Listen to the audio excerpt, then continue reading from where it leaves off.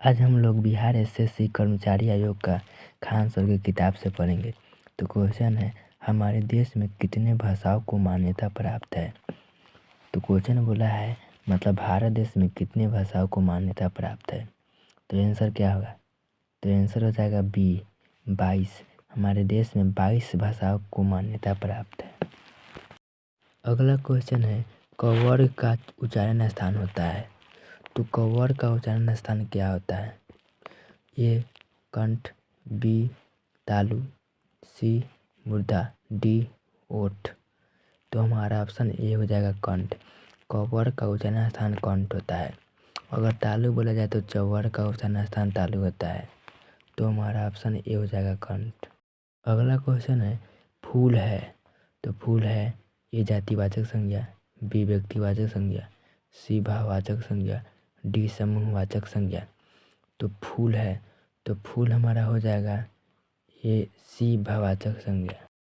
अगला क्वेश्चन है, क्रिया करने वाले को कहते हैं। तो क्रिया करने वालों को क्या कहते हैं?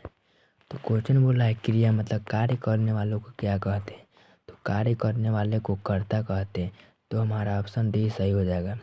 हमारा ऑप्शन डी कर्ता करेक्ट हो जाएगा। अगला क्वेश्चन है, परिमाणवाचक विशेषण बताते हैं। तो परिमाणवाचक विशेषण बताते हैं। ए निश्चित संख्या के बारे में, बी नाप तौल के बारे में, सी आकाश के रंग के बारे में, डी फलों की संख्या के बारे में।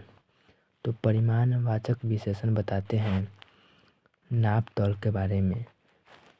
अगर वही परिणामवाचक रहता तो फलों की संख्या के बारे में बताते।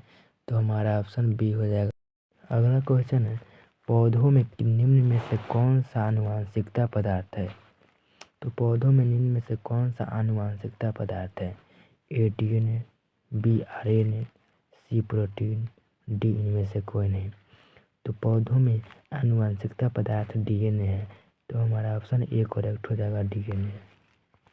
अगला क्वेश्चन है, निम्नलिखित में से क्रिया विशेषण वाक्य है। तो निम्नलिखित में से क्रिया विशेषण वाक्य है। तो क्रिया विशेषण वाक्य क्या है, इसका आप लोग कमेंट में जवाब दें कि इसका क्रिया विशेषण क्या है। अगला क्वेश्चन है, वह धीरे धीरे चलता है। इस वाक्य में धीरे धीरे क्या है? तो क्वेश्चन बोलता है वह धीरे धीरे चलता है, इस वाक्य में धीरे धीरे क्या है? तो धीरे धीरे हमारा ऑप्शन से हो जाएगा क्रिया विशेषण, क्योंकि धीरे धीरे चलता है तो धीरे धीरे क्रिया विशेषण हो जाएगा।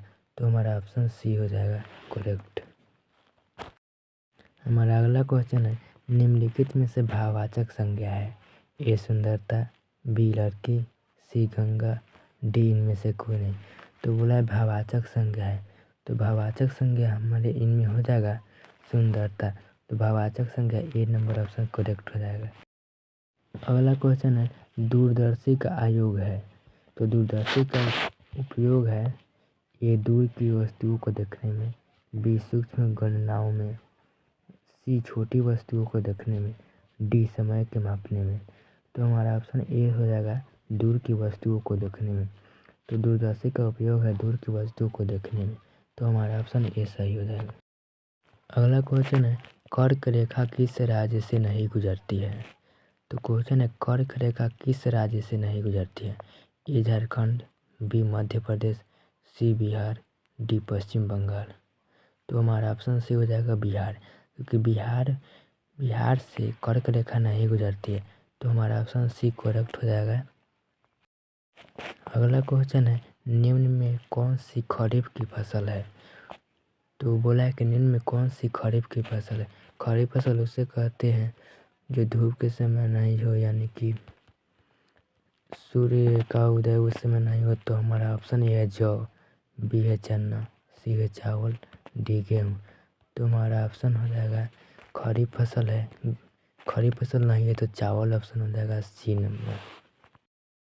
अगला क्वेश्चन है, भारत में सर्वप्रथम उर्वरक संयंत्र स्थापित किया गया था। तो भारत में सर्वप्रथम उर्वरक संयंत्र स्थापित किया गया था। ए नांगल में, बी ट्रम्बो में, सी सिंदरी में, डी आलवी में।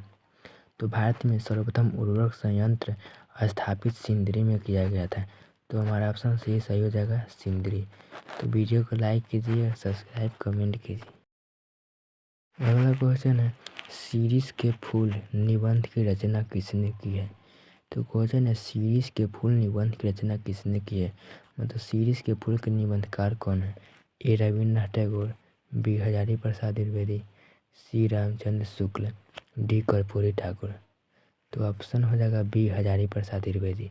शीरीष के फूल निबंध हजारी प्रसाद द्विवेदी ने रचना की थी। अगला क्वेश्चन है, बिहार के मैट्रिक परीक्षा में अंग्रेजी का नहीं होना ये किनका देन है। बिहार में मैट्रिक के समय जब एग्ज़ाम होता है तो उसमें इंग्लिश को नहीं जोड़ा जाता है, तो ये किनका देन है। ए रविन्द्रनाथ टैगोर, बी हजारी प्रसाद द्विवेदी, सी रामचंद्र शुक्ल, डी कर्पूरी ठाकुर। तो ऑप्शन डी हो जाएगा कर्पूरी ठाकुर।